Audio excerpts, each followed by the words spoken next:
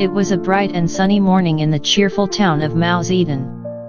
The sky was painted with hues of soft gold and blue, and the birds chirped a symphony that signaled the beginning of a beautiful day. In the heart of the town, the iconic Mickey Mouse was busy setting up decorations for the upcoming spring celebration. Minnie Mouse was tying ribbons, Goofy was blowing balloons though more were popping than floating, and Donald Duck was trying his best to hang banners, though they kept falling with a dramatic quack. "Gosh, everything's lookin' swell." Mickey beamed, hands on his hips. "Just a few more touches and we'll be ready for the celebration."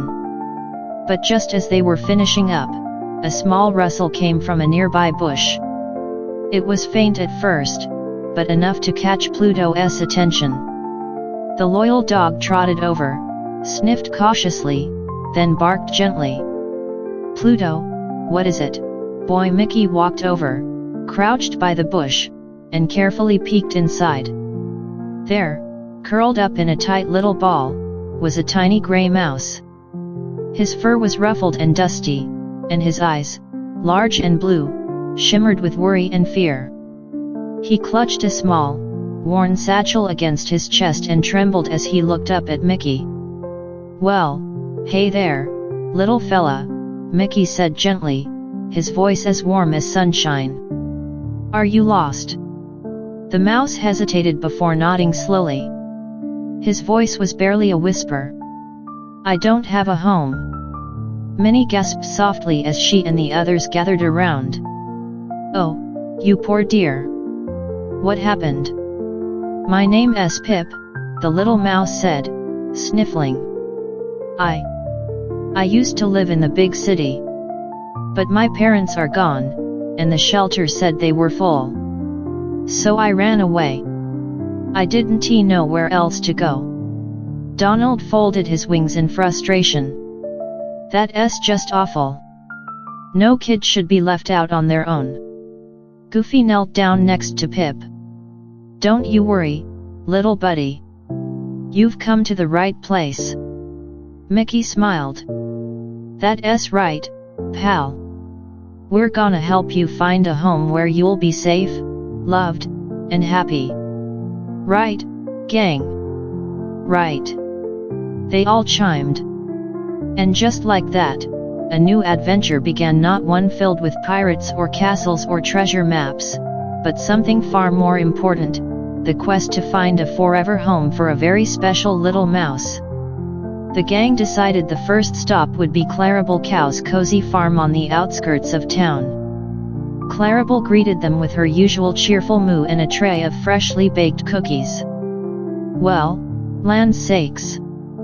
Who's this little guy?" she asked, handing Pip a warm oatmeal raisin treat. "This here is Pip," said Goofy. "He's lookin' for a home, and we thought your farm might be just the place." Clarabelle showed Pip around.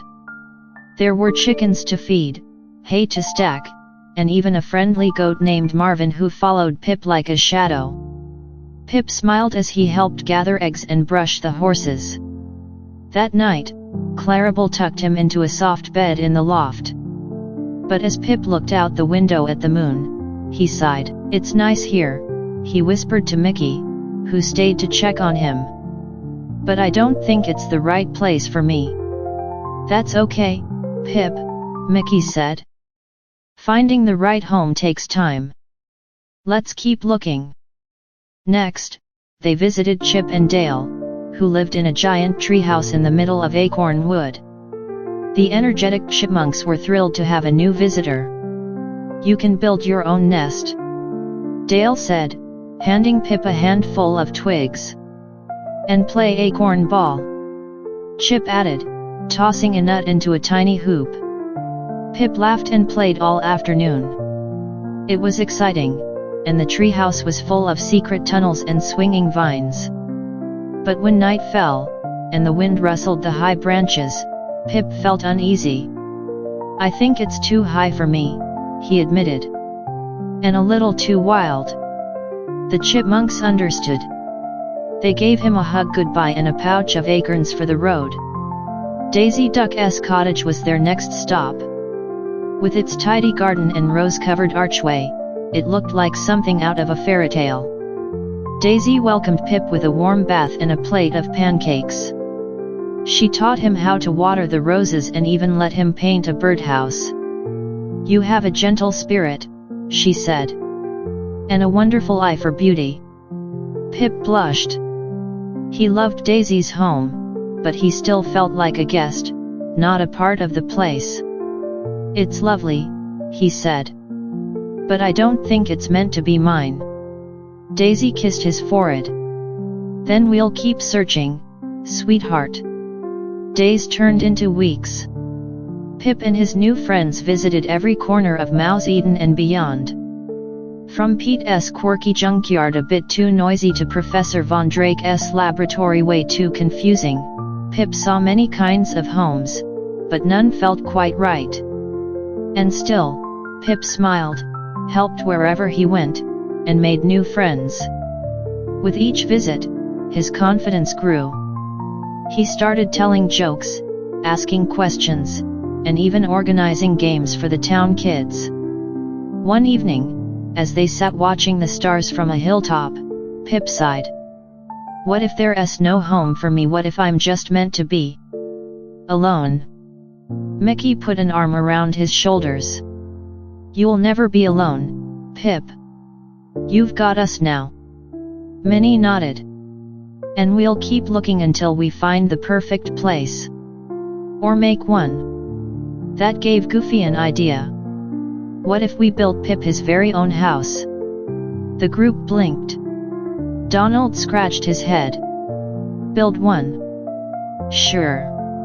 Goofy grinned. "We know what he likes. We know what makes him comfy. Why not make it just for him?" Mickey's eyes sparkled. "Gosh, Goof, that's a swell idea." The very next day, the whole town of Mouse Eden came together. Clarabelle donated wood and nails. Chip and Dale helped design a cozy bedroom with treehouse touches. Daisy painted the walls with blooming flowers. Even Pete offered a shiny doorknob. Right near Mickey's own home, a beautiful little cottage began to rise. It had a round door, flower boxes, a cozy fireplace, and even a mini library. Pip watched it grow with wide eyes. "Is that for me?" "It sure is, pal," said Mickey. "A place all your own, built by friends who care." When the house was finished, the town held a celebration even bigger than the spring festival. There were games, music, and a giant cake with Pip's name written in frosting. As the sun set, Mickey stood beside Pip on the doorstep of the new house. "A home isn't just a roof or walls. It's where you're loved. And you're sure loved here, Pip." Pip looked around at the smiling faces his new family.